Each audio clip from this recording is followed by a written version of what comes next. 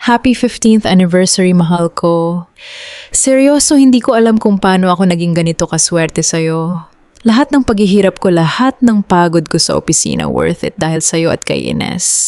Hinalikan ako ni Rafael sa noise, ang halik na puno ng lambing o ganoon ang akala ko. Ang singsing na diamante na kinuha niya mula sa bulsa ng kanyang Americana ay kumikislap sa ilalim ng ilaw ng chandelier namin. Pakiramdam ko ako na ang pinakamainam na asawa sa buong Iloilo. Ang pamilya Alcantara, ang respetadong pangalan, at ang pagsasama namin ni Rafael, lahat ay perpekto. Ngunit ang katahimikan ng gabi ay biglang nabasag. Hindi ng kulog, kundi ng mga yabag ng mabibigat na bota sa aming marmol na sahig.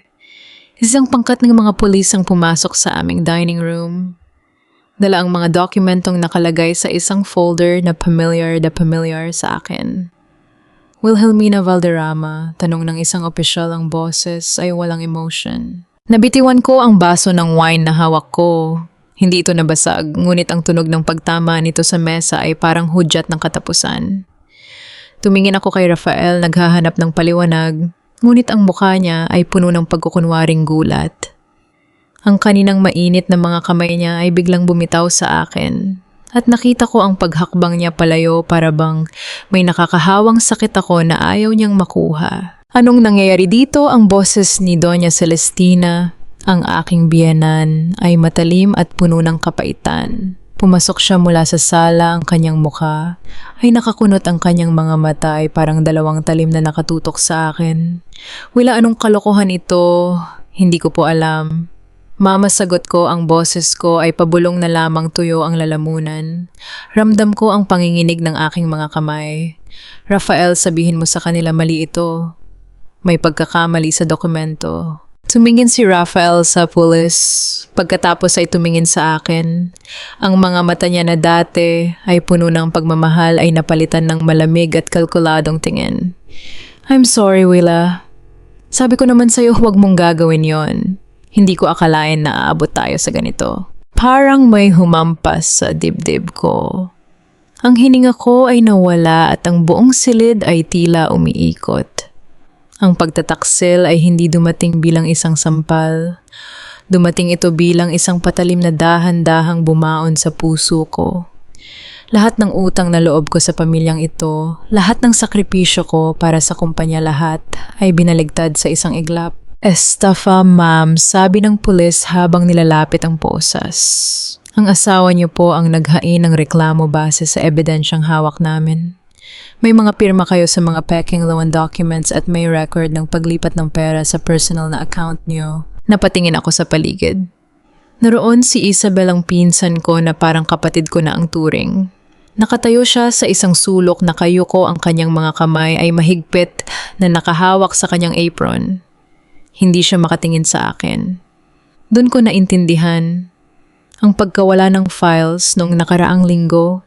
Ang mga kakaibang tawag sa telepono, lahat iyon ay hindi lang gawa ni Rafael.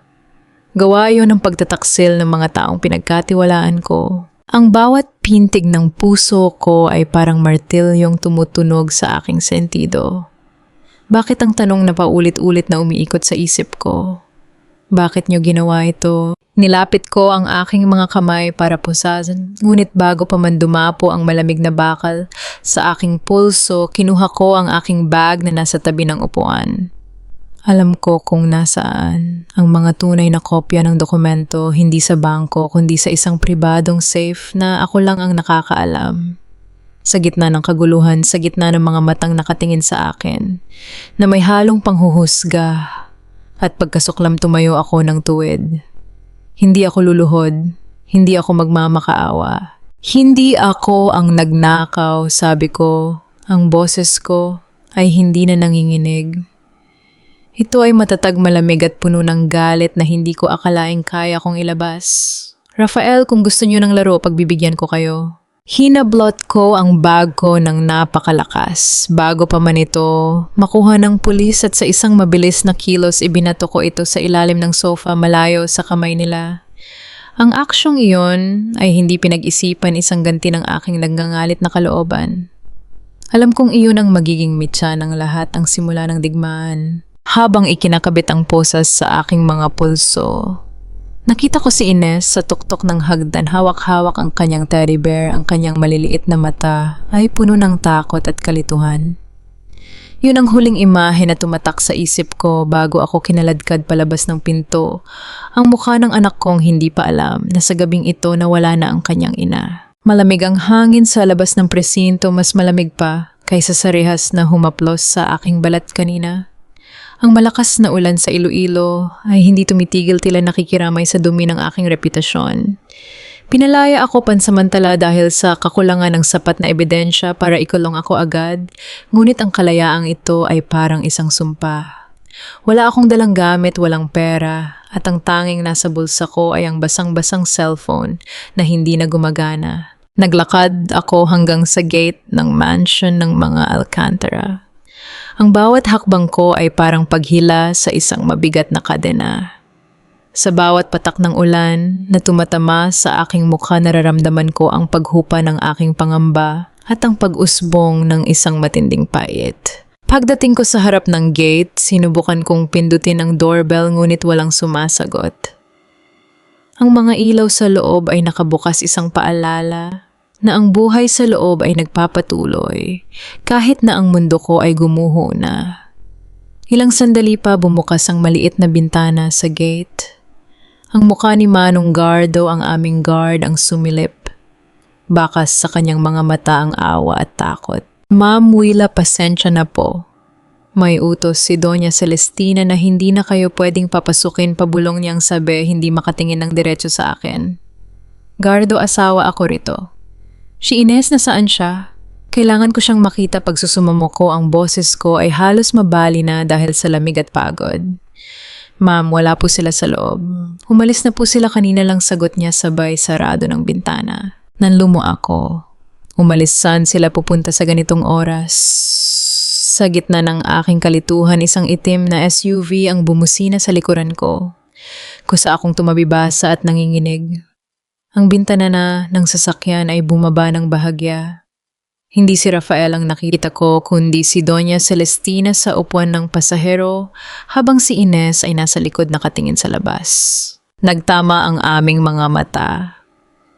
Ang anak ko, ang batang pinalaki ko, sa pagmamahal at katapatan ay tumingin sa akin na may halong pandidiri at galit. Hindi siya umiyak, hindi siya tumakbo papalapit sa akin. Ang mga mata niya ay blanco, parang may kung sinong nagbura ng imahe ng kanyang ina sa kanyang isipan. Umatras siya palayo sa bintana, tila takot na mahawaan ng dumi ang kanyang damit. Huwag kang lalapit sa apo ko, Willa. Masyado ka ng maraming nasirang buhay, ani Doña Celestina, ang kanyang boses ay may halong berbeno. Hindi ka na kailangan dito. Ang gamit mo ay nasa basurahan na ng subdivision. Huwag ka nang babalik. Umarangkada ang sasakyan, iniwan ako sa gitna ng kalsada, basang-basa at mag-isa. Dinala ko ang aking mga paa sa bahay ng aking ina, ang tanging pag-aari na naiwan ko sa pangalan ko. Ngunit pagdating ko roon, isang asul na tape na pulis ang nakadikit sa pinto. Seized property. Nanginginig ang aking mga daliri nang hawakan ko ang papel na nakadikit sa pader. Nakapanggalan ng warrant of seizure sa kumpanya ng aking asawa, ginamit ang bahay na ito bilang collateral sa isang loan na hindi ko naman alam na kinuha nila. Wala na. Lahat ng pinaghirapan ko, lahat ng pundasyon ng buhay ko ninakaw na sa akin. Naglakad ako ng walang patutunguhan, ng mga paa ko ay sugatan na sa pagod. Hanggang sa marating ko ang isang malaking bahay na dati ay pagmamay-ari ko, ang bahay na binalak kong ibenta para sa kinabukasan ni Ines. May ilaw sa terrace. Huminto ako sa tapat, sumisilip sa likod ng malalaking paso ng halaman. Doon nakita ko si Rafael. Nakaupo siya, may hawak na baso ng alak, at sa kanyang kandungan ay nakaupo ang isang babaeng hindi ko akalaing makikita ko roon, si Estrella. Ang babaeng dati ay katrabaho ko, ang babaeng tinulungan ko noong nagkasakit ang kanyang ina. Naghalikan sila walang pakialam sa mundo, sa gitna ng sala na dati ay pangarap naming pamilya. Ang bawat paghalik nila ay parang suntok sa aking sikmura. Ang sakit ay hindi na lang sa puso, ito ay sa buong pagkatao ko. Hindi lang nila ako ninakawan ng pera. Ninakaw nila ang dignidad ko, ang aking anak, at ang aking tahanan para lang ipagdiwang ang kanilang karumihan sa harap ng aking mga mata. Tumalikod ako, hindi na nagawang tumingin pa. Sa gitna ng dilim at ulan, isang sumpa ang binuo ko sa aking isipan.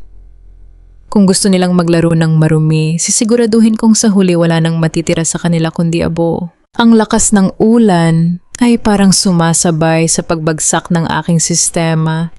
Ngunit sa pagkakataong ito, wala nang luha na lumalabas. Tuyo na ang mga mata ko. Ang natira na lang sa loob ko ay ang lamig ng gabi at ang nagbabagang galit. Nakatayo pa rin ako sa labas ng bakod, pinapanood silang dalawa sa loob ng sala hanggang sa ang paningin ko ay nagsimulang magdilim dahil sa gutom, puyat at lamig. Bago pa man ako tuluyang bumagsak sa sementong kalsada, isang itim na kotse ang huminto sa tabi ko. Ang pinto ay bumukas at isang pares ng itim na high heels ang lumabas sa putik. Isang itim na payong ang tumakip sa akin mula sa ulan. Hindi ka mananalo laban sa kanila kung ganyan ang hitsura mo. Wila ang boses ay familiar, matalas at puno ng autoridad. Si Soledad, ang sikat na senior bank executive na ilang beses ko nang nakasama sa mga auditing meeting ng kumpanya. Ang mga mata niya ay nakatitig sa akin nang may pagsusuri, walang halong awa kundi purong kalkulasyon. Anong kailangan mo sa akin, Soledad Iza, na akong taong grasa sa paningin ng lipunan ngayon, sabi ko. Ang boses ko ay paos at nanginginig sa lamig. Get in the car, utos niya. Kung ayaw mong mamatay dito sa kalsada bago mo pa masimulan ang paghihiganti mo, wala na akong lakas para tumanggi.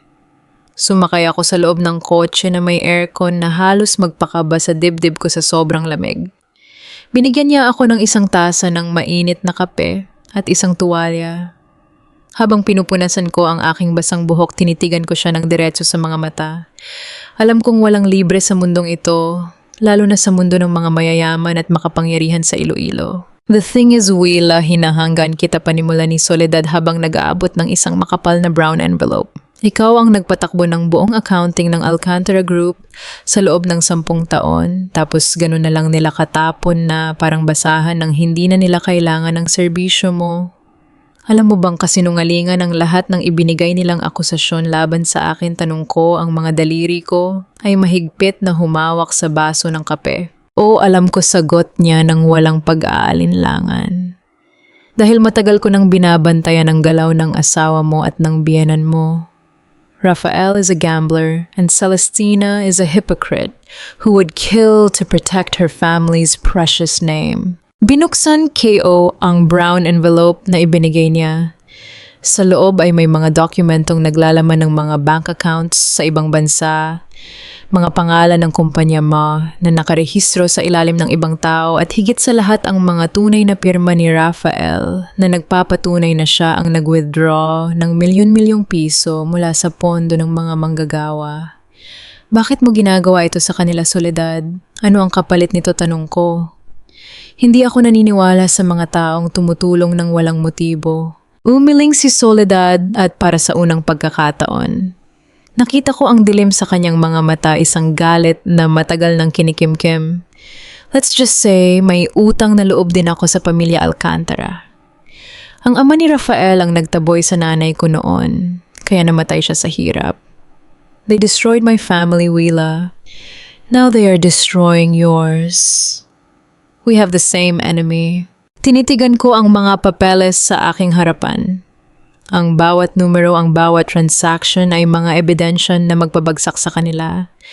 Ngunit alam ko rin na ang pakikipagtulungan kay Soledad ay tulad ng pagsakay sa likod ng isang tigre.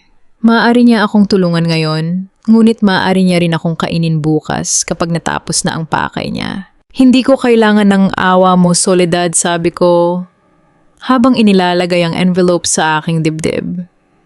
Ang kailangan ko ay ang mga ebidensya para ibalik ang pangalan ko at bawiin ang anak ko. Ngumiti si Soledad, isang ngiti na walang kasing talim. Good. Dahil bukas na bukas din sisimulan nating hukay ng hukay na sila mismo ang naghanda para sa sarili nila. Ang liwanag ng umaga sa Iloilo ay walang dalang init para sa akin. Habang nakaupo ako sa maliit na mesa sa tinutuluyan kong rent apartment, Sinuri kong mabuti ang mga log files na nakuha ni Soledad mula sa sistema ng kumpanya. May isang detalye na nakakuha ng pansin ko, ang access code na ginamit para buksan ang aking personal drawer at kopyahin ang digital ledger ay nagmula sa IP address ng isang laptop na nakarehistro sa pangalan ng aking pinsan, si Isabel. Parang sinaksak muli ang dibdib ko. Si Isabel, ang batang pinalaki ko, ang pinag-aral ko sa kolehiyo nang mamatay ang mga magulang niya, ang tinuring kong sarili kong kapatid. Hindi na ako nag-isip pa. Lumabas ako ng apartment at tinungo ang pampublikong ospital kung saan nakakonfine ang aming tiyuhin ang ama ni Isabel na kasalukuyang sumasailalim sa dialysis. Alam kong naroon siya. Pagdating ko sa madilim at siksikang pasilyo ng ospital, amoy na amoy ang katol, antiseptiko at ang pawis ng daan-daang taong naghihintay ng himala. Doon ko siya nakita. Nakaupo si Isabel sa isang plastic na silya, yakap-yakap ang sarili habang nakatitig sa isang tumpok ng mga reseta at singil mula sa ospital. Nang makita niya akong papalapit, ang kulay sa mukha niya ay nawala. Tumayo siya nang nanginginig at ang mga plastic bag ng gamot na hawak niya ay halos malaglag sa sahig. At Ate Willa, boses niya basag at nanginginig. Tumigil ako sa harap niya. Walang luha sa mga mata ko kundi isang malamig na blankong reaksyon na mas nakakatakot pa kaysa sa galit. Bakit, Isabel? Tanong ko, mahina, ngunit bawat salita ay may diin. Ako ang nagbayad ng tuition mo. Ako ang nagdala sa tatay mo rito sa ospital noong atakehin siya sa puso. Ako ang tumestigo sa korte para makuha ninyo ang lupa ninyo. Bakit mo ginawa sa akin ito? Napaluhod si Isabel sa sementong sahig ng ospital. Hindi na niya pinansin ang mga taong dumadaan at tumitingin sa amin. Humagulgol siya ng malakas, hinawakan ang laylayan ng damit ko parang isang batang nagmamakaawa sa kasalanang ginawa. Ate Willa, patawad. Patawad po, ang sigaw niya habang umiiyak. Wala akong choice. Nakaschedule na sana ang operation ni Papa, pero biglang binawi ng ospital ang approval dahil na-cancel ang health insurance namin. Si Rafael. Si Rafael ang lumapit sa akin. Nanganginig ang mga labi ko. Si Rafael. Oh, ate, umiyak niyang sabi habang nagpupunas ng sipon at luha.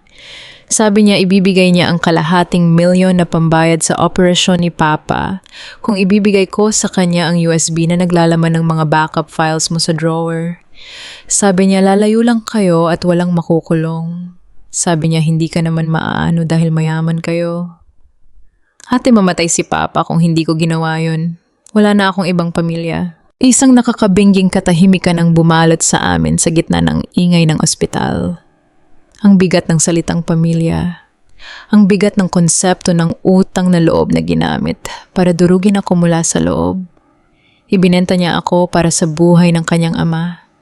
Naiintindihan ko ang sakit ng pagiging anak na mawawalan ng ama, ngunit ang sakit ng trader na pinagkakatiwalaan mo ay hindi kayang bayaran ng kahit anong dahilan. Yumuko ako at hinawakan ang baba niya. Pinilit siyang tumingin sa akin ng diretso. Ang mga mata niya ay basang-basa, puno ng pagsisisi, ngunit huli na ang lahat. Binenta mo ako kay Rafael sa halagang kalahating milyon. Isabel, sabi ko, ang boses ko ay malamig na parang yelo. At sa tingin mo ba ang taong kayang pumatay ng dangal ng pinsan niya ay titigil sa pagsisinungaling? Anong ginawa mo sa natitirang mga dokumento? Umiling si Isabel, mas lalong humigpit ang hawak sa damit ko. Wala na sa akin, ate. Kinuha na lahat ni Doña Celestina kahapon. Sabi nila kung hindi ako susunod, ipapaalis nila si Papa sa ospital at kakasuhan pa ako ng pagnanakaw. Tumayo ako mula sa pagkakaluhod niya. Pinagpag ko ang aking palda, isang simpleng galaw na nagpakita sa kanya na lumayo na ako. Hindi lamang sa pisikal na paraan, kundi pati sa buong buhay ko. Wala na ang pinsan na minahal at itinuring kong kapatid. Ang naiwan na lang ay isang taksil na binili ng pera ng kalaban. Magsama kayo ng konsensya mo, Isabel, sabi ko nang hindi lumilingon habang naglalakad palayo sa madilim na pasilyo ng ospital. Dahil simula ngayon wala ka na ring ate. Ang Jaro Cathedral sa Iloilo ay laging puno ng mga taong naghahanap ng kapayapaan. Ngunit sa gabing iyon, ang tanging dala ko roon ay ang malamig na hangarin para sa katarungan. Sa loob ng simbahan sa tabi ng mga kandilang nag-aalab nakita ko si Rafael. Nakaluhod siya sa harap ng altar, nakahawak ang dalawang kamay sa kanyang mukha habang nanginginig ang kanyang mga balikat. Napatigil ako. Sa isang sandali nakita ko ang lalaking minahal ko, ang Rafael, na marunong makaramdam ng takot, ang asawang minsan ay nangarap kasama ko. Nakita ko ang kanyang mga luha habang nakatingin sa estatwa ng Santo Niño, tila nanginginig sa takot dahil sa kawalan ng kontrol sa sarili niyang buhay dahil sa sugal. Ngunit ang munting awa sa dibdib ko ay mabilis na napawi nang pumasok si Doña Celestina. Sa isang tawag lang ng kanyang ibu-ibong boses agad na tumayo si Rafael, nagpunas ng mukha at ibinalik ang kanyang malamig at walang awang aura. Umalis sila sa simbahan at pumasok sa isang pribadong restaurant sa tapat. Doon, ayon sa text na natanggap ko mula sa abogado ni Celestina, nakatakda ang aming pagkikita. Pumasok ako sa restaurant ng nakataas ang noo. Kahit na walang pampaganda ang mukha ko at simpleng damit lang ang suot ko, hindi ko ibinaba ang aking dignidad. Umupo ako sa tapat ni Doña Celestina habang si Rafael ay nakatayo sa kanyang likuran, tulad ng isang batang walang sariling paninindigan. Ibinagsak ni Doña Celestina ang isang makapal na folder sa ibabaw ng mesa. Iha, let's be practical, panimula ng aking biyana ng kanyang boses ay puno ng kapangyarihan at paghamak. Ito ang annulment papers at waiver of custody para kay Ines. Kapag pinirmahan mo yan, kapalit ng pag-atras ko sa kasong estafa at pagbibigay sa'yo ng 2 milyong piso para makapagsimula ka sa ibang probinsya. Malinis ang pangalan mo at makakalayo ka ng walang dumi. Tinitigan ko ang papel. Custody of Ines. Gusto nilang bawiin sa akin ang anak ko kapalit ng pera at kalayaan ko. At kung ayaw kong pumirma, tanong ko, nakatitig sa kanyang mga mata. Tumawa ng mahina si Doña Celestina, isang tawang nakakapanindig balahibo. Then you will rot in jail, Willa. Masyadong malakas ang mga ebidensya namin laban sa'yo. Wala kang pera, wala kang koneksyon at higit sa lahat, wala kang pangalan. Isang simpleng accountant lang ang pamilya mo sa palengke. Sino ang paniniwalaan ng korte, ang isang Alcantara o ang isang magnanakaw na katulad mo? Humarap ako kay Rafael. Rafael, alam ng nanay mo ang totoo. Alam niyang ikaw ang nag-withdraw ng pera para sa online gambling mo. Alam niyang ikaw ang gumamit ng pangalan ko para mag-loan sa bangko. Isasakripisyo mo talaga ako at ang anak natin para lang sa mga utang mo, yumuko si Rafael. Hindi siya makatingin sa akin. Willa, just sign it para matapos na ito. Mas makakabuti kay Ines kung sa amin siya lalaki. May kinabukasan siya sa amin. Doon ko naunawaan ang kabuuan ng katotohanan. Hindi lang bastang nagbulag-bulagan si Doña Celestina. Alam niya ang lahat ng krimen ng kanyang anak, ngunit mas mahalaga sa kanya ang pangalan ng Alcantara kaysa sa katotohanan at hustisya. Mas gusto niyang sirain ang buhay ng isang walang kasalanang babae kaysa aminin sa lipunan ng Iloilo na ang kanyang nag-iisang anak na lalaki ay isang kriminal at sugalero. Bastos bulong ni Doña Celestina nang makitang hindi ako agad sumagot. Dapat nga ay magpasalamat ka pa dahil binibigyan ka namin ng daan para makatakas. Anong akala mo sa sarili mo? Pantay tayo, inabot ko ang ballpen na nasa tabi ng folder. Nakita kong huminga ng malalim si Rafael, tila nabawasan ang tinig sa kanyang dibdib sa pag-aakalang pumayag na ako. Ngunit sa halip na pumirma, dahan-dahan kong kinuha ang mga dokumento. Tinitigan ko si Doña Celestina ng diretso sa kanyang mga mata. Sa harap ng 2 taong nag-akalang kaya nilang bilhin ang aking pagkatao, dahan-dahan kong pinunit ang papel sa kalahati. Ang tunog ng napunit na papel ay parang isang ganti sa kanilang mga mukha. Pinunit ko ito muli at muli hanggang sa maging maliliit na piraso. Pagkatapos ibinuhos ko ang mga napunit na papel sa ibabaw ng kanyang mahal na bag at sa tasa ng kanyang kape. Gulat na gulat si Doña Celestina. Napalundag siya sa kanyang silya habang si Rafael ay napatras sa gulat. Willa, ano bang ginagawa mo? Nababaliw ka na ba sigaw ni Doña Celestina ang kanyang muka ay namula sa matinding galit at hiya sa mga taong nakatingin sa paligid. Tumayo ako mula sa aking upuan dahan-dahang inayos ang aking damit. Walang ni isang luha sa aking mga mata kundi ang purong determinasyon ng isang inang inagawan ng lahat. Iingatan mo ang pangalan mo. Celestina, sabi ko, ang boses ko ay mahinahon, ngunit bawat salita ay may dalang matinding banta. Dahil sisiguraduhin kong sa putik ito babagsak. At ikaw, Rafael. Ang lalaking minahal ko noon ay patay na. Ang natitira na lang ay isang duwag na makikita kong nakaposas bago matapos ang taong ito. Tumalikod ako at naglakad palabas ng restaurant. Iniwan silang dalawa sa gitna ng kahihiyan at gulat. Ang tiwala ay parang salamin kapag nabasag. Kahit anong buo mo mag-iiwan at mag-iiwan pa rin ito ng lamat. Sa loob ng ilang araw na pananatili ko sa apartment ni Soledad, inisip kong siya ang aking magiging kasangga, ang natatanging taong nakakaunawa sa sakit na ibinigay sa akin ng mga Alcantara. Ngunit nakalimutan kong sa mundo ng panlilinlang walang taong tumutulong nang walang hinihinging malaking kapalit. Habang nakaupo ako sa sala ng hating gabi, binabasa ko ang legal strategy na inihanda ng abogado ni Soledad para sa aming ilalabas na counter affidavit. Dahil sa 10 taon kong karanasan bilang chief accountant, mabilis kong napansin ang isang kakaibang detalye sa mga dokumento. Sa ilalim ng panukalang demanda, ang kasong ilalabas laban sa Alcantara Group ay qualified theft at falsification of public documents. Ngunit sa isang talata sa gitna ng legal brief, nakalagay na ako ang pipirma bilang primary guarantor sa mga transaction ng mga kumpanya Kung susundin ko ang dokumentong ito, malilinis nga ang pangalan ko sa pagnanakaw ng pera ng mga manggagawa. Ngunit aaminin ko naman na naging pabaya ako sa aking tungkulin bilang accountant, isang krimen na may parusang 3 hanggang 5 taong pagkabilanggo. Kumunot ang noko. Bakit isasama ng abogado ni Soledad ang probisyong ito? Bago ko pa man maitanong sa kanya, narinig ko ang mahihinang hakbang ni Soledad patungo sa balcony ng apartment. Nakabukas ng bahagya ang glass door at ang malamig na hangin mula sa labas ay nagdala ng kanyang boses sa kinaroroonan ko. Isinandal ko ang aking likod sa pader sa gilid ng pintuan, nagtatago sa dilim habang pinakikinggan ang kanyang pakikipag-usap sa telepono. Attorney Santos, huwag ka nang mag-alala sa estado ni Willa, ang boses ni Soledad ay malamig, walang bakas ng awa o pakikiramay na ipinapakita niya sa akin itong mga nakaraang araw. Desperada siya ngayon. Gagawin niya ang kahit ano para lang makaganti kay Rafael at kay Doña Celestina.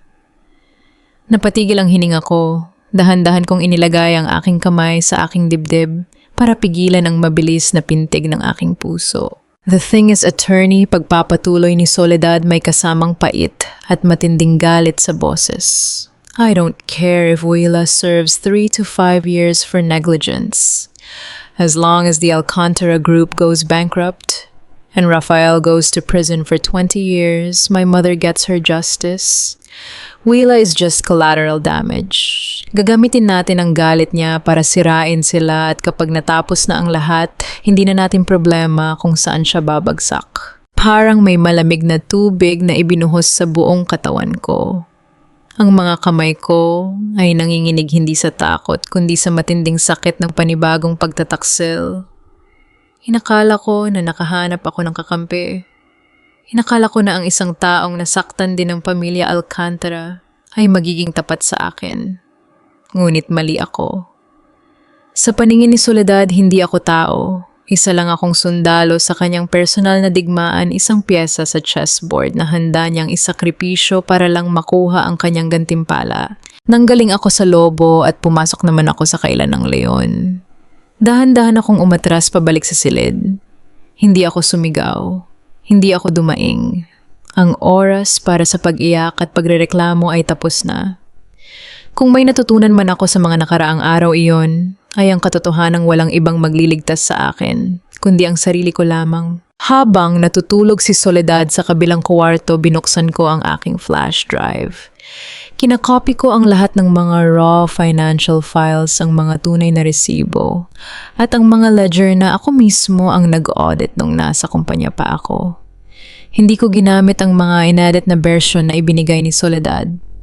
Nilinis ko ang aking digital footprint sa kanyang computer upang walang maiwang bakas na nalaman ko ang kanyang balak. Nang mag-umagahan habang ang araw ay dahan-dahang sumisikat sa lungsod ng Iloilo, inayos ko ang aking maliit na bag. Nakatayo si Soledad sa kusina nagtitimpla ng kape habang nakatitig sa akin ng may fake ng ngiti. Good morning, Willa. Handa ka na bang pumunta sa abogado natin ngayon? Tanong niya. Ang kanyang boses ay puno ng giyamao na pag-aalala. Tinitigan ko siya ng diretso sa mata, ibinabalik ang kanyang ngiti ng isang malamig at matatag na tingin. Salamat sa kape at sa patuloy mong pagpapatuloy sa akin, Soledad, sabi ko, habang isinusuot ang aking bag. Ngunit simula sa araw na ito, ako na ang hahawak sa sarili kong kaso. Nawala ang ngiti sa mukha ni Soledad. Kumunot ang kanyang noo, nagtataka sa biglaang pagbabago ng aking boses. What are you talking about? Kailangan mo ako. Wala kang sapat na pera para magbayad ng sarili mong abogado. Maaaring wala akong pera, sagot ko. Ang boses ko ay buo at walang pag-aalinlangan habang nakahawak sa hawakan ng pinto. Ngunit ako lang ang tanging nakakaalam kung paano basahin ang bawat sentimo sa kumpanyang iyon nang hindi kailangang magsakripisyo ng sarili kong kalayaan. I will destroy the Alcantara, Soledad, but I will do it on my own terms. Mabilis kong binuksan ang pinto at lumabas, iniwan si Soledad na nakatayo sa kanyang kusina, gulat at hindi makapaniwala na ang kanyang ginagamit na CO ay natutong gumalaw sa sarili nitong kagustuhan. Ang pagiging mag-isa ay hindi nangangahulugang talo ka na. Sa katunayan, kapag wala ka ng inaasahang iba, doon mo makikita ang tunay mong lakas. Umupa ako ng isang maliit na kwarto sa Barangay Central malapit sa palengke ng Iloilo. Payak ang silid, maingay ang paligid dahil sa mga dumadaang jeepney at amoy ng tuyo sa umaga.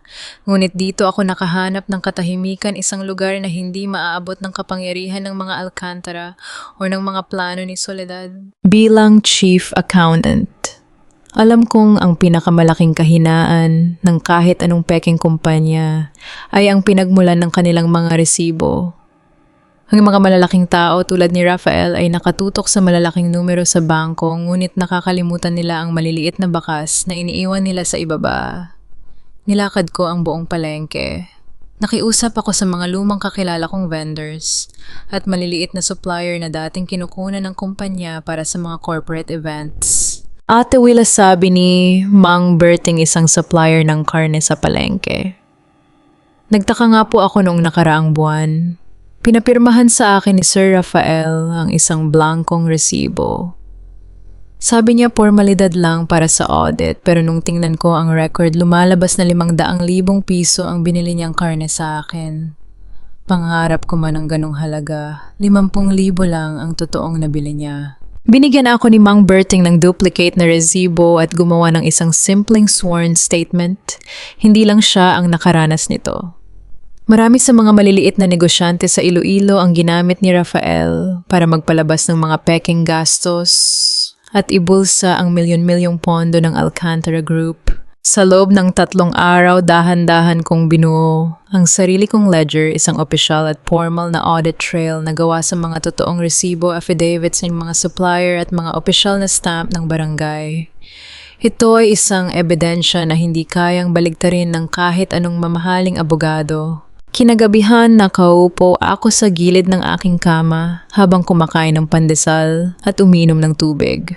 Kumukulo ang tiyan ko sa gutom at ang bawat barya sa bulsa ko ay kailangan kong tipirin. Ngunit sa kabila ng lahat ng hirap na ito, ang pinakamasakit na bahagi ng bawat gabi ay ang pangungulila ko kay Ines.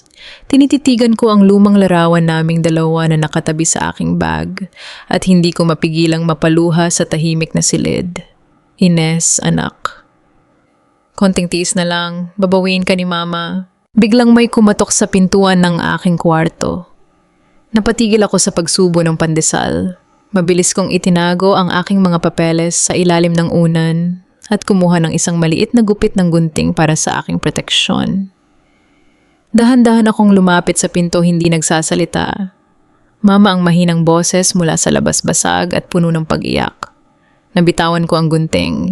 Mabilis kong binuksan ang pinto. Nakatayo sa madilim na pasilyo si Ines. Basang-basa ang kanyang mga sapatos, gulo-gulo ang buhok, at hawak-hawak niya ang kanyang backpack ng napakahigpit.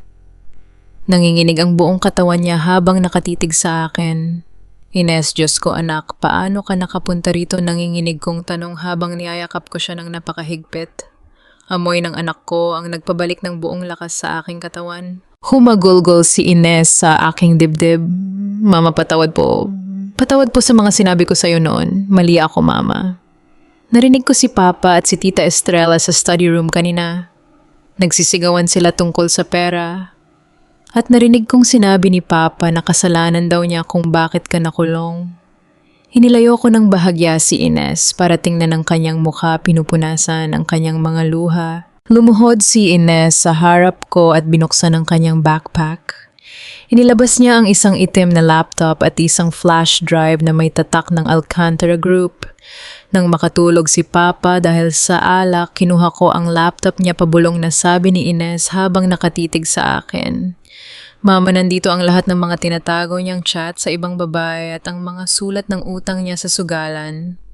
Kinuha ko para sa'yo. Gamit ang laptop na dinala ni Ines, binuksan ko ang mga nakatagong folder sa sistema ni Rafael. Ang tumambad sa akin ay hindi lamang mga simpleng mensahe tungkol sa sugal, kundi pati na ang mga usapan nila ni Doña Celestina kung paano nila planong ilipat ang sisi kay Estrella kapag pumalya ang kanilang mga plano. Nakita ko rin ito, Mama, pabulong na sabi ni Ines habang nakaupo sa tabi ko sa maliit na higaan. Sabi ni Papa kay Lola kung sakaling maipit sila sa investigasyon si Tita Estrella, ang gagawin nilang utak ng pagnanakaw dahil sa kanya nakapangalan ang ilang peking account. Isang ngiti ang nabuo sa aking labi, isang ngiti na walang halong saya kundi purong kalkulasyon. Si Rafael ay isang duwag na handang isakripisyo ang kahit sino, pati ang sarili niyang kirida, para lamang iligtas ang sarili niyang balat.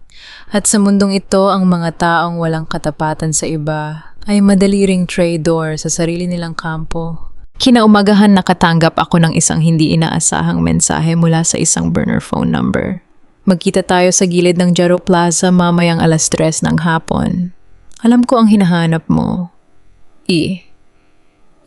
Estrella. Hindi na ako nag-atubili pa. Iniwan ko si Ines sa pangangalaga ng isang pinagkakatiwalaang matandang kaibigan sa barangay at nagtungo ako sa napag-usapang tagpuan. Ang Jaro Plaza ay abala sa mga nagtitinda at mga taong naglalakad, ngunit sa ilalim ng lilim ng malalaking puno nakita ko si Estrella. Malaki ang ipinagbago niya mula noong huli ko siyang nakita sa mansyon ng mga Alcantara. Namumula ang kanyang mga mata, gusot ang kanyang damit, at may bahid ng pasa sa kanyang pisngi ang marka ng galit ni Rafael nang minsan niya itong questionin tungkol sa pera. Nang makita niya akong lumalapit, nanginginig siyang tumayo mula sa bench. Wila, tawag niya, ang boses ay basag at puno ng takot. Umupo ako sa tabi niya ng may sapat na distansya. Hindi ako nagsalita. Hinayaan ko siyang maramdaman ang bigat ng presensya ko. Tama ka sa lahat ng hinala mo. Wila, umiiyak na simula ni Estrella habang nagpupunas ng luha gamit ang maruming panyo. Akala ko ako ang mahal niya. Akala ko kapag nakuha na namin ang lahat sa inyo, ako na ang tatanghaling may bahay. Pero nalaman ko kahapon, nalaman ko na may isa pa siyang tinatagong babae sa Cebu at sa pangalan ng babaeng iyon. Nakapangalan ang lahat ng natitirang pera na sinasabi niyang para sa aming dalawa. Tumawa ako ng mahina, isang pait na tunog na umalingaw-ngaw sa hangin. Hindi mo ba kilala si Rafael Estrella, ang taong may kakayahang trade? O rin ang asawang nagpakahirap sa loob ng 15 taon ay walang pusong magmamahal sa isang kerida. Napatingin sa akin si Estrella, ang kanyang mga mata ay nagmamakaawa. Hinawakan niya ang aking kamay, ngunit agad ko itong binawi. Tulungan mo ako, Wilan, nanginginig niyang pakiusap. Alam kong galit na galit ka sa akin, pero ayokong mabulok sa kulungan para sa mga krimeng ginawa ni Rafael at ng nanay niya. Ibubunyag ko ang lahat. Handa akong tumestigo laban sa kanila. Inilabas ni Estrella mula sa kanyang bag ang isang makapal na itim na kwaderno, ang personal na itim na ledger ni Rafael. Kung nakasulat ang lahat ng pangalan ng mga taong pinautang niya ang mga transaction ng sugal at ang mga pirma ni Doña Celestina na nagpapatunay na alam nila ang buong sabuatan mula sa simula. Nakatago ito sa ilalim ng unan sa kwarto namin, sabi ni Estrella. Ibinibigay ko sa iyo ito para makaganti sa kanya at para kahit paano ay gumaan ang konsensya ko. Kinuha ko ang itim na kwaderno at binuklat ito. Naroon ang bawat piraso ng puzzle na matagal ko nang hinahanap. Ang mga ebidensya mula sa mga supplier sa palengke, ang digital files mula sa laptop na dinala ni Ines, at ngayon ang itim na ledger mula kay Estrella. Kompleto na ang aming armas. Tinitigan ko si Estrella ng may malamig na awtoridad. Hindi kita pinapatawad sa mga ginawa mo sa pamilya ko, Estrella.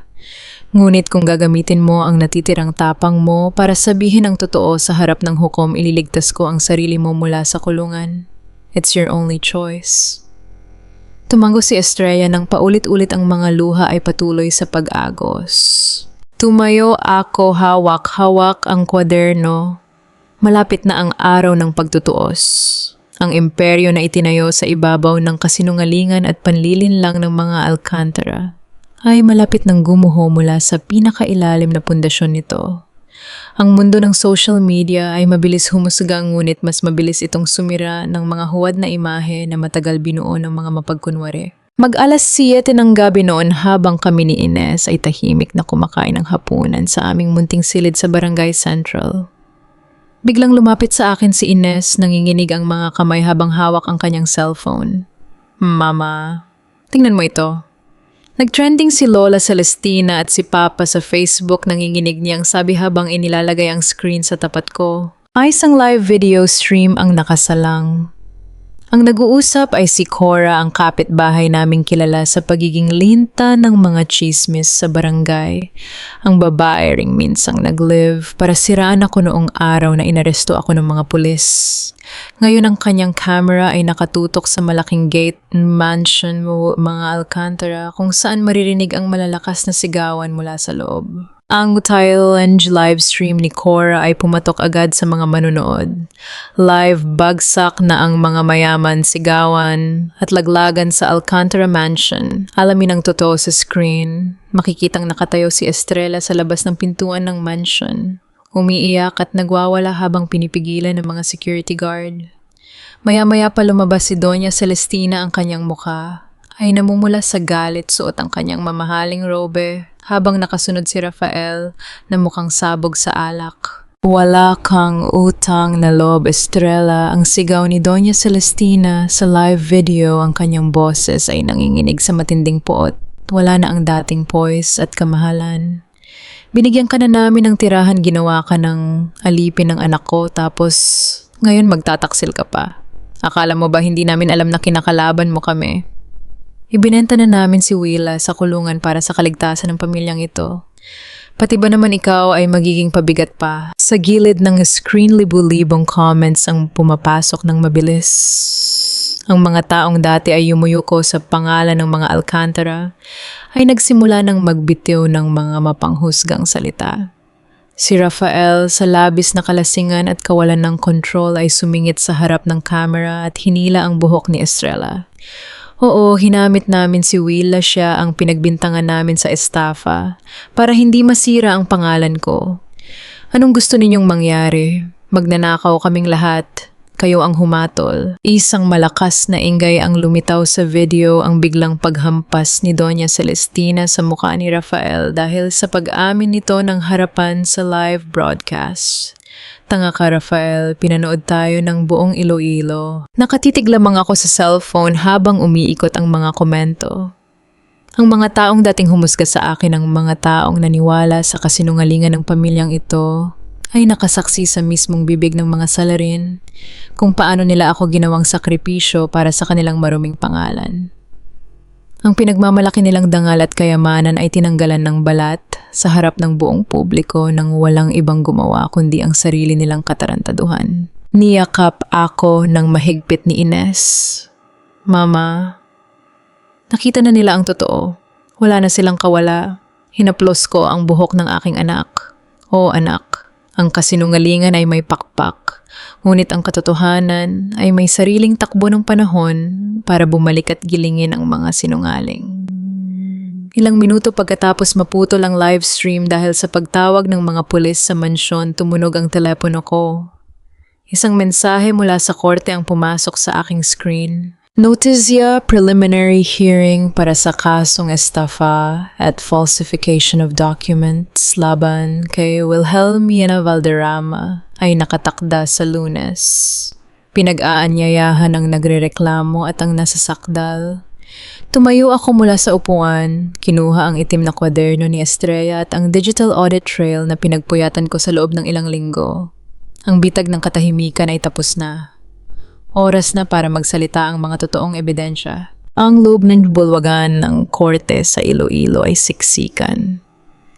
Ang mga mamamahayag at mga taong ususero ay nagtutulakan sa labas ng pintuan nag-aabang sa pinakamainit na legal na sagupaan sa taong ito. Nang pumasok ako sa loob ng silid paghuhukom, suot ang isang malinis at matigas na itim na blazer. Hindi na ako ang wila na pinalayas 3 buwan na ang nakalipas na basang-basa sa ulan. Ang tindig ko ay tuwid, ang mga mata ko ay payapa, at ang dalang ko ay isang portfolio na naglalaman ng katotohanan. Sa kabilang panig ng silid nakaupo si Rafael na mukhang namumutla, pilit na itinatama ang kanyang kurbata habang si Doña Celestina ay nakataas ang noo, pilit na pinapanatili ang kanyang nakakabinging kapalaluan kahit na alam nilang ang buong bansa ay nanonood sa kanila dahil sa nag-viral na live stream. Ang kanilang abogado, si Attorney Villar, ay seryosong bumubulong sa kanila, sinisiguradong may palusot pa silang gagawin. Tindig para sa kagalang-galang na hukom Mateo, sigaw ng court bailiff. Tumahimik ang buong bulwagan nang maupo ang hukom, isang matandang lalaki na may seryoso at matalas na tingin. Magsimula na tayo, simula ng hukom Mateo. Ang kasong ito ay tungkol sa malubhang paratang ng estafa, falsification of documents at ang countercharges ng paglabag sa trust ng kumpanya. Bilang nagrereklamo, maaari bang magsalita ang panig ng depensa ni Rafael Alcantara? Tumayo si Attorney Villar, may kasamang pekeng ngiti. Kagalang-galang na hukom ang mga kumakalat na video sa social media kamakailan laban sa aking mga kliyente ay pawang mga deepfake edited at gawa-gawa lamang ng mga taong gustong sirain ang marangal na pangalan ng Alcantara Group. Ang tunay na salarin ay ang dating chief accountant na si Wilhelmina Valderrama na siyang may hawak ng mga password at direktang nagmaniobra ng pondo. Natahimik ang buong silid. Lahat ng mata ay napatingin sa akin. Dahan-dahan akong tumayo. Hindi ako nagmadali. Humakbang ako sa gitna ng silid, binuksan ang aking portfolio at inilapag ang mga dokumento sa ibabaw ng mesa sa harap ng hukom. Tutol kagalang-galang na hukom, ang boses ko ay matatag, malinaw at umalingaw-ngaw sa buong bulwagan nang walang bakas ng pangamba. Hindi edited ang katotohanan. At para patunayan yun, hindi ko na kailangan ng mga peking video. Bumaling ako kay Rafael na nagsimulang mapalunon ng laway habang nakatingin sa akin. Una sa lahat, pagpapatuloy ko habang itinaas ang mga kopya ng affidavit mula sa mga maliit na suppliers sa palengke. Narito ang mga sworn statements at duplicate receipts mula sa mga lokal na negosyante sa Iloilo na pinilit pirmahan ni Rafael Alcantara sa mga blankong resibo upang magpalabas ng mga peking gastusin na nagkakahalagang milyon-milyong piso, mga pondong tuwirang dinala sa kanyang personal na online gambling accounts. Namutla si Rafael. Agad siyang lumingon sa kanyang abogado. Hindi totoo yan. Sinungaling siya, sigaw ni Rafael sa loob ng korte na agad pinagsabihan ng hukom ng isang mabigat na babala tungkol sa contempt of court. Panggalawa, wika ko habang inilalabas ang flash drive na ibinigay ng aking anak.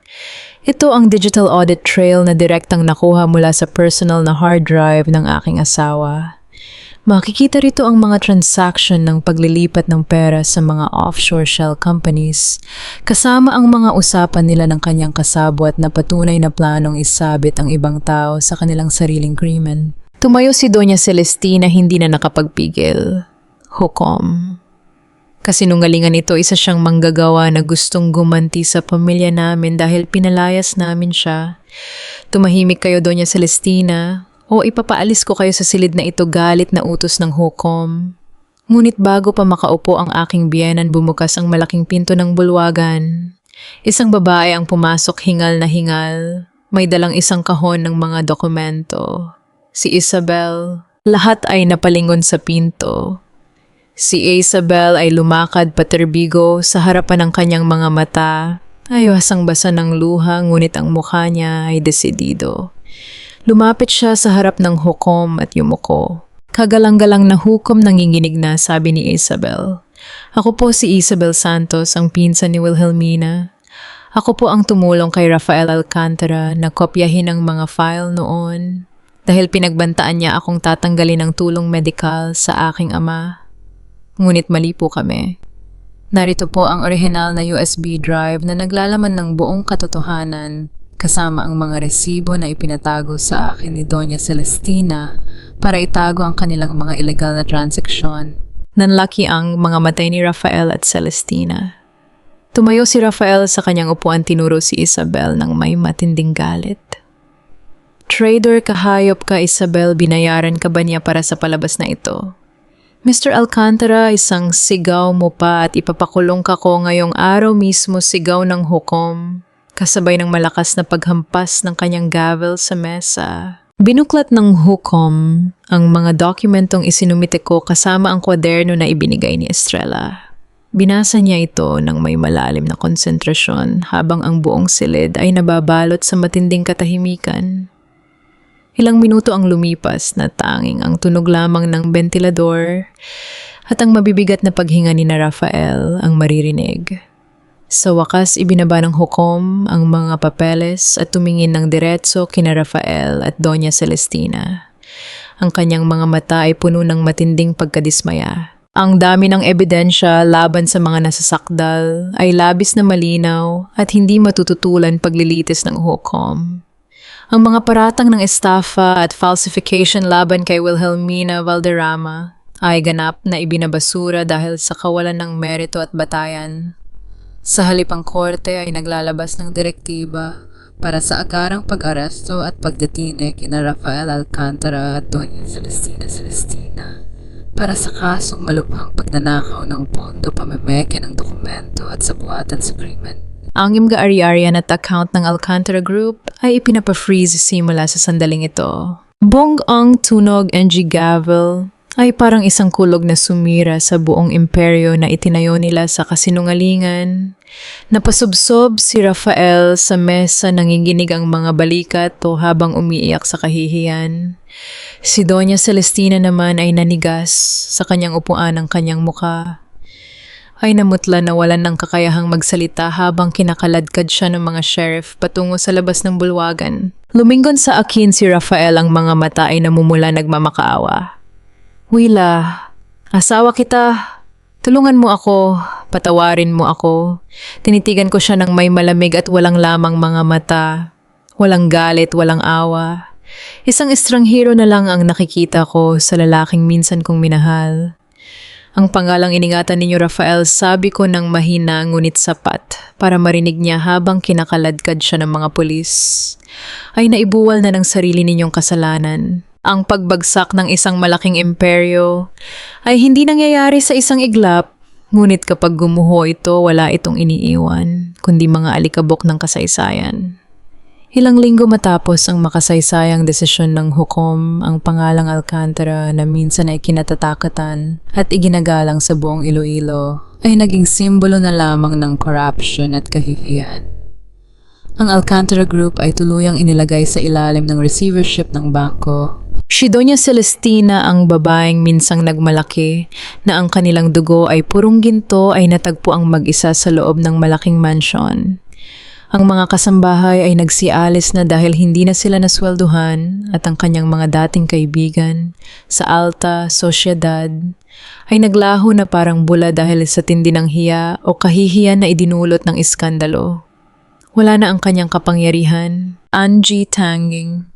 Nakapaligid sa kanya ay ang mga malamig na pader ng isang tahanan na naging kulungan ng kanyang sariling kapalaluan. Sa Iloilo Provincial Jail naman si Rafael ay nakasuot na ng Cower Range na uniforme.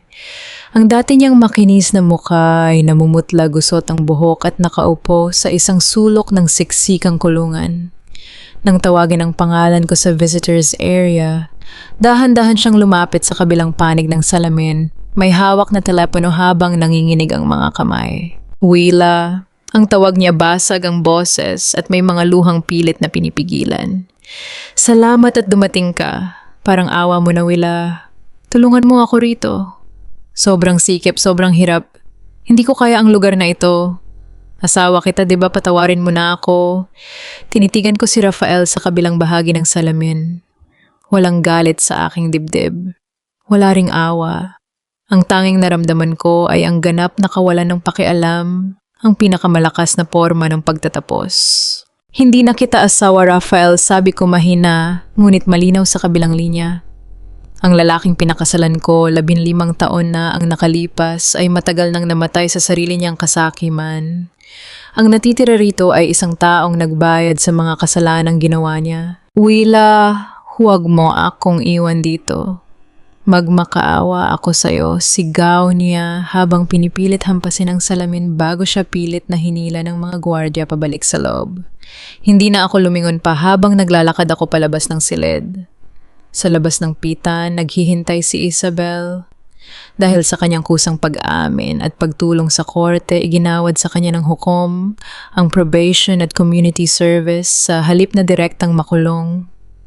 Namumula ang kanyang mga mata nang lumapit siya sa akin. Ate Willa, mahina niyang tawag, hindi makatingin ng diretso sa aking mga mata. Alam kong hindi ko na kailanman maibabalik ang tiwala mo. Handa akong magbayad sa lahat ng ginawa ko. Tinitigan ko ang pinsan ko.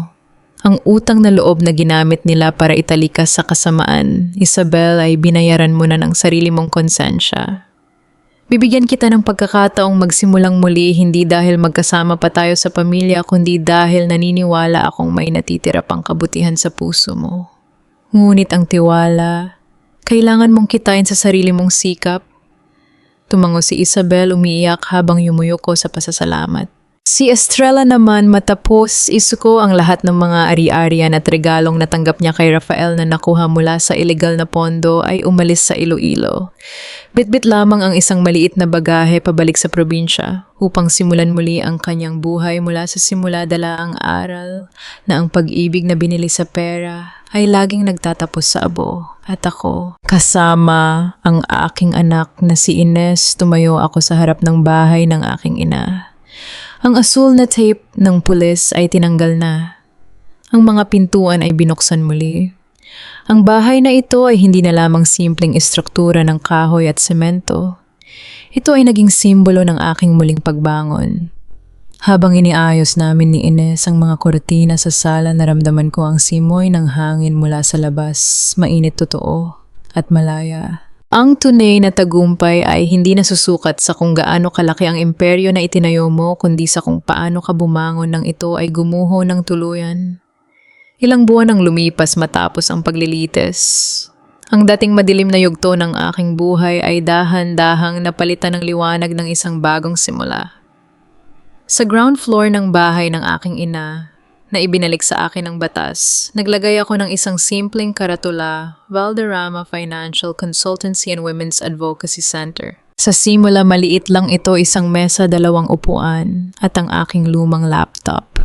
Ngunit hindi nagtagal, ang balita tungkol sa aking ginawa ay lumaganap sa buong Iloilo. Unti-unting dumating ang mga babaeng nakaranas ng katulad kong kapalaran, mga may bahay na pinirmahan ang mga kontrata nang walang alam, mga asawang niloko ng kanilang mga mister sa pamamagitan ng mga nakatagong utang at sugal, at mga manggagawang nawalan ng boses. Ate Willa, paano po ba maiwasan na mangyari sa amin ang naranasan ko, tanong ng isang ginang mula sa palengke habang nakatingin sa mga papel na hawak niya. Nginitian ko siya sabay abot ng tasa ng mainit na tsaa. Simulan natin sa pag-alam sa iyong mga karapatan. Huwag na huwag kang pipirma sa anumang dokumento na hindi mo nauunawaan bawat salita at laging tandaan ang pera na pinaghirapan mo ay may karapatan kang hawakan. Habang tinuturuan ko sila, naramdaman ko ang tunay na kahulugan ng kapangyarihan. Ang kapangyarihan ay hindi ang pagkontrol sa iba, kundi ang kakayahang tulungan ng iba na tumayo sa sarili nilang mga paa. Isang hapon habang nag-aayos ako ng mga dokumento sa aking mesa, naramdaman ko ang pagyakap sa aking baywang mula sa likuran. Paglingon ko, nakangiti si Ines, hawak ang isang painting na ginawa niya sa eskwelahan, isang larawan ng aming bahay na may maliwanag na araw at may nakasulat sa ibaba, "My home, my safe place." "Proud ka ba kay mama, anak?" tanong ko habang hinahaplos ang kanyang buhok. "Super proud po, mama," masaya niyang sagot. Dati po akala ko ang tapang ay ang pagkakaroon ng maraming pera at malaking pangalan. Ngayon, alam ko na po ang tapang ay ang pagiging totoo at hindi sumusuko sa kung ano ang tama.